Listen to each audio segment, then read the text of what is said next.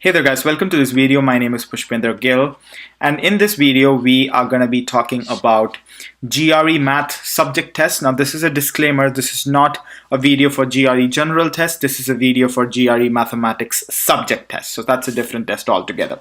So here we are going to do part 1, which is pre-calculus, and section 1, which is functions. And in this video we're going to be doing a specific part of functions. It's about graphing the plane. Right, so this is about graphing the functions, right? So how do you graph the functions? So I'm actually going to be talking very general about graphing, and later on we're going to be solving some content-based questions so that you can understand what level of questions in graphing does the GRE Mathematics Subject Test it actually tests. So let's go ahead and get started. So if let's say if you have a function that can actually be mapped from real numbers to real numbers, so if you have a function that can actually be mapped from real numbers to real numbers, then you can say that the function can be graphed in the xy plane. So for a function to be graphed in the xy plane, it has to be matched from real numbers to real numbers. That means the domain and range have to be subsets of real numbers. So the domain and range have to be subsets of real numbers, right? So that's there. That's important information. So let's say, so if you on this axis you have all the y variables, on this axis you have all the x variables, and then you have 4 quadrants. I think that's something that you should know. In this quadrant x is positive, y is positive. In this quadrant x is negative, y is positive. In this quadrant x is negative, y is negative. And in this quadrant x is positive and y is negative. So this is called the first quadrant, the second quadrant, the third quadrant, and the fourth quadrant. Now some pieces of some type of information that you should know. First thing that you should know is about symmetry, the symmetry of graphs, right? So first thing that you should know is the symmetry of graphs. So you can have different types of graphs. This is y is equal to x cube, this is y is equal to x square, right? This is a circle, which is x squared plus y squared is equal to 1. So basically these are all different types of graphs. Now these graphs can be different in terms of symmetries. Now circle is symmetric in all possible senses because it looks, you can clearly see visually, you can see that this circle over here is really symmetric. When I say symmetry, I can say that this, so let's suppose this over here, this graph over here is symmetric with respect to y-axis, because this y-axis acts itself as a mirror, and as you can see that you have the same graph here and you have the same graph here. It is not symmetric with respect to x-axis, because for it to be symmetric with respect to x-axis, it needs to have this in the graph, but it doesn't have that, right? So it acts as a mirror. So I'm actually going to show how symmetry looks like in a more formal manner right now. So when do you say something is symmetric with respect to y-axis?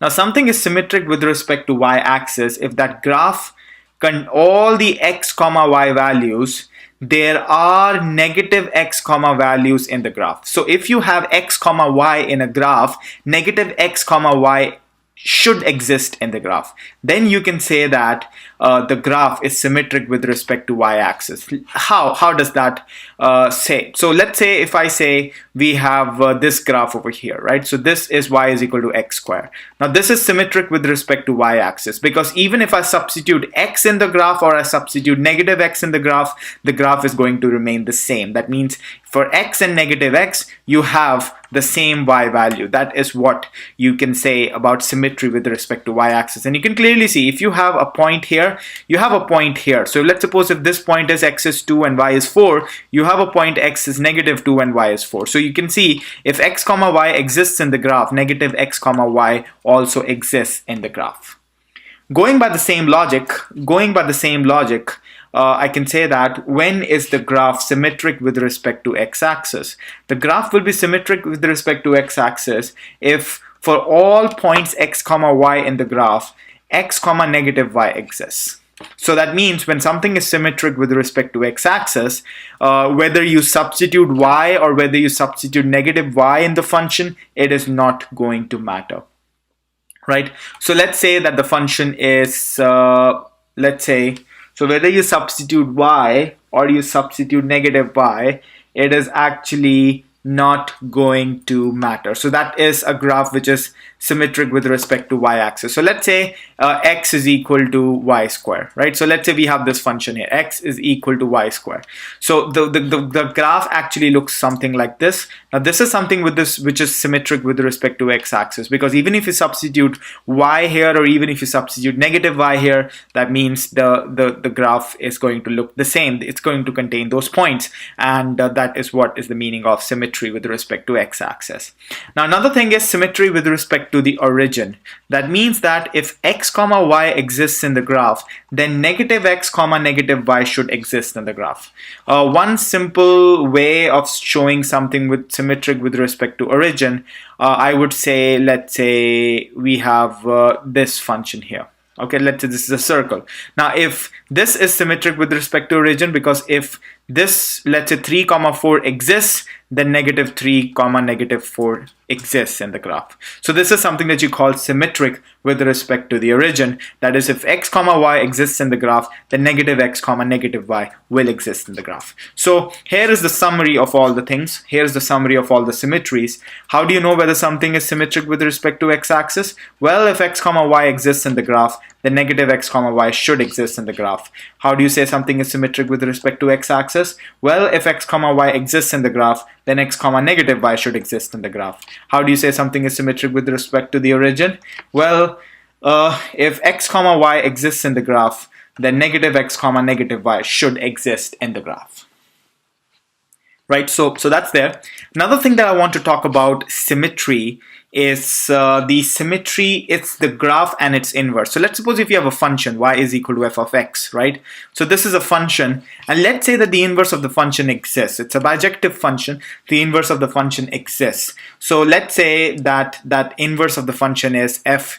So f inverse of x, right? So let's say this. The inverse of the function. So let's say that the inverse of the function is, let's say if it's f inverse of x, right? So let's say this is the inverse of the function. Now it is always going to be true that the function and its inverse, so function and its inverse is always going to be symmetric with respect to a line that is y is equal to x. So what is y is equal to x? Y is equal to x is the line passing through the origin. So y is equal to x is a line that passes through the origin. This is y is equal to x, right? So all the functions. So let's suppose if you have a function. Let's say the function is so we have to pick up a function which has an inverse, right? So let's say that the function is this one here, right? This is a function, right? So could be anything. So this is a function. Now, if you want to find out the inverse of this function, that inverse of the function would be this same function, which is symmetric with respect to this line. That is symmetric with respect to y is equal to x, right? So it makes sense too, because in this function you have the values x comma y, and in the inverse function you have the values y comma x. Sorry, this should be f inverse of y, so just putting it there. Another example would be, let's say that if you have a function y is equal to 2 to the power x. So this over here is a function. How does that function look like? That function looks like this, isn't it? Where this is 1. What is going to be the inverse of this function? The inverse of this function is going to be, we replace x with y, so we say x is equal to 2 to the power y. That is the inverse of this function, and that is going to be the reflection of this function with respect to this line, and that function is actually going to be something like that. So where it's going to cut 1 here. So you can see that this is y is equal to 2 to the power x, and this is x is equal to 2 to the power y. You can clearly see that the inverse of this function is a reflection with respect to y is equal to x. Fine. So I hope you got that, guys. I hope you understood this. Another point is about it's about the x-intercept and the y-intercept. So what is x-intercept and y-intercept, and why it is important? So first of all, let's suppose if you have a function is going to cut the x-axis and it's going to cut the y-axis. Maybe at a single point, maybe it never cuts it, maybe it cuts at multiple points. That is not the question. But whenever the function cuts the x-axis, it's called the x-intercept of the function. And whenever the function cuts the y-intercept, that is called the y-intercept of the function. So let's say the function is something like this, right? So this over here, these points over here are the x-intercepts of the function, right? So these are over here are the x-intercepts of the function, and this point over here where it cuts the y-axis, it's called the y-intercept of the function. Now you can have multiple y and x-intercepts, you might not even have an intercept. So this function is not going to have any intercept, right? So it doesn't cut any axis. So x-intercepts is also called an abscissa, while y-intercept is also called as an ordinate. Fine. So I hope you got that, guys. I hope you understood it. So this is about the theory that you require as of now for this particular section for GRE Mathematics Subject Test. Let's move on to some questions. Let's do some questions on it. Okay, so let's see that. So this is a question. Again, I've not given you answer options yet because my focus is on the content rather than on the strategies yet. We're going to be doing strategies later on. First of all, I want you to get used to the content and used to the question type. So the question says that we have to graph this function. Now, if we have to graph this function, first of all, this is the x-axis and this is the y-axis. Now, if x is between -1 and 0, so you can see that this is 0, this is -1, right? So when x is between -1 and 0, the function is y is equal to square root of 1 minus x squared. So when x is between -1 and 0, this is the function. And when x is greater than 0, which means greater than 0, y is equal to absolute of x minus 1. So we have to graph this function here. So we say from this point to this point, it's this function, and from this point onwards, it is this kind of function. First thing that you should know is you should know the nature of the functions. Now you can clearly see this is something that we're going to be doing later on in detail. Well, right now I want you to know is look at the nature of this function. This is y is equal to square root of something, right? So y is equal to square root of x square, right? And that's actually 1 minus x square. So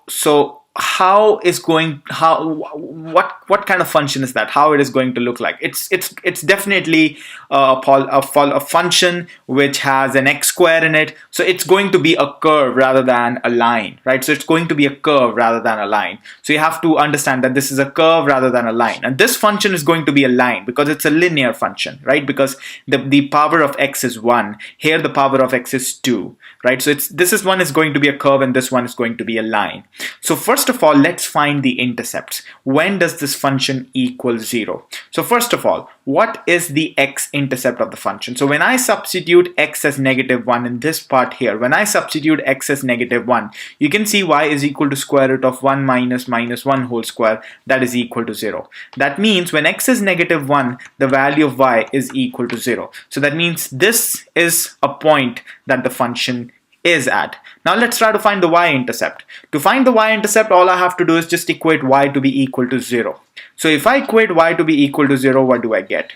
So 0, again understand that when you are here, when x is 0, right, you can follow either of the functions. Or let's say you should be following this one because it says x is greater than or equal to 0.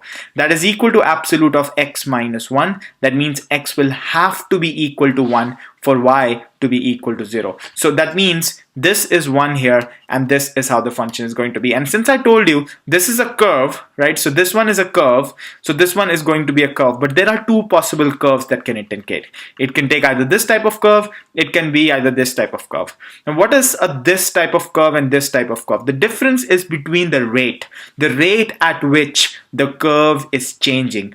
This is increasing return of rate. This one over here is decreasing rate, right? Now this is something that we're going to be doing a lot in calculus when we solve the calculus videos. When we see the calculus videos, we're going to be learning changing returns of rate, increasing returns of rate and decreasing returns of rate, right?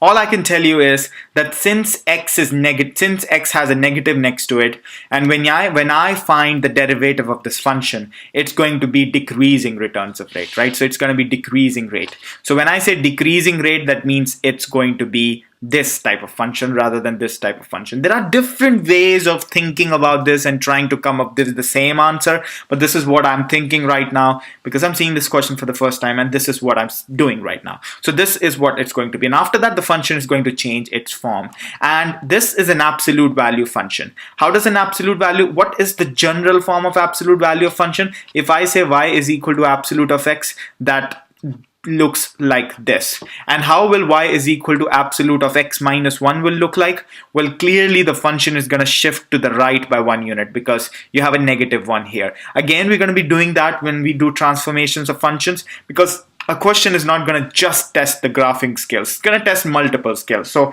it's testing something that we haven't done yet in these videos. So all I can say is find the intercept. Tell me when y will be 0. When y will be 0, so when y will be 0, x will actually be equal to 1. And I think I made a mistake here. I found the x-intercept rather than finding the y-intercept. Well, if I want to find the y-intercept in this function, I have to put x as 0. And when I put x as 0, y is equal to 0 minus 1. So y is equal to 1, right? So that is how I got this one rather than this here. So I found the y-intercept. So that's a mistake I made, right? So even the y-intercept is 1 and even the x-intercept is 1, right? So even the y-intercept is 1 and even the x-intercept is 1. And again, it is an absolute value function. It's going to go like this. And then after this, it's going to change its sign because it's an absolute value function. Then it's going to go like this. So this is how this function is going to look like, this particular function here. This is how it's going to look like. Right, so you see, when you graph a function, it takes a lot of skills. It takes a lot of different types of skills put together. So that you can, so you can draw the graph, right? So I hope you're getting what I'm saying here, right? So moving on to the next one here. Okay, so we have this question. Now we have a greatest integer function, right? So how does the greatest integer function looks like?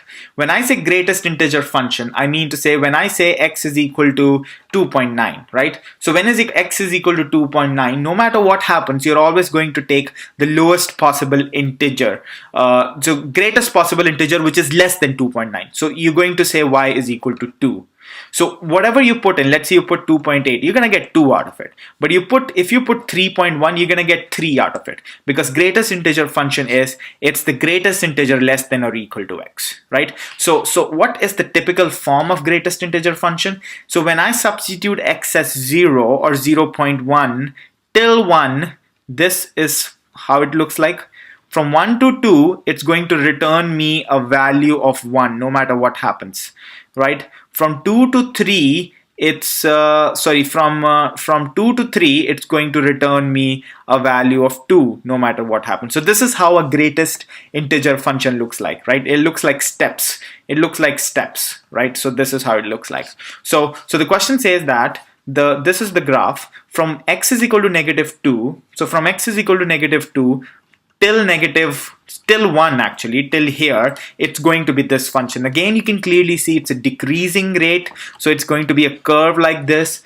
And let's find the x-intercept and the y-intercept, right? So let's do that. So y is equal to 2 minus x squared. So when I put x as 0, y is equal to 2, and when I put y as 0, that means 0 is equal to 2 minus x squared. That means x squared is equal to 2. That means x is equal to, square root of 2, right? In fact, when x squared is equal to 2, x can be plus or minus square root of 2. So that means the graph is going to cut at, what is square root of 2? It's 1.4. So the graph is going to cut at -1.4. So that means it's going to pass around from here. It's going to go up. It's going to cut at 2 because the y-intercept is 2, right? And then till 1, it's going to drop down now, right? And you can clearly see that there are two x-intercepts, -1.4 and +1.4. And +1.4 is somewhere here. So it's going to drop down, but it's not going to reach 0 till here. right? So it's going to drop down. It's not going to reach 0. It's going to come here. Now the functional form of the function changes. Now it's a greatest integer function. So from this value all the way till 2, it's going to take a value of 1, isn't it? Because even if you have 1.4, you're going to get 1 out of it. So this is how it's going to look like. From 2 to 3, it's going to take a value of 2. Now further on, it takes the step value.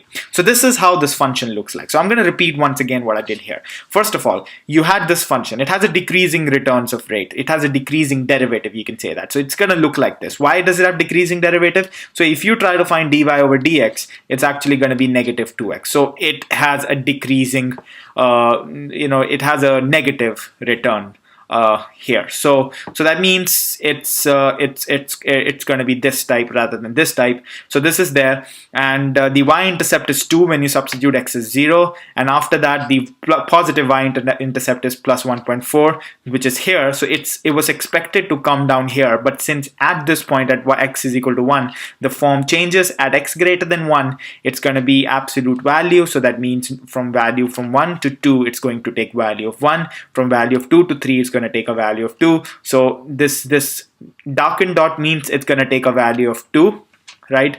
Till here. This means it's not going to take a value of 2. At 3 is going to take a value of 3. So that is it. So I hope you understood here, guys. I hope you understood what I did here.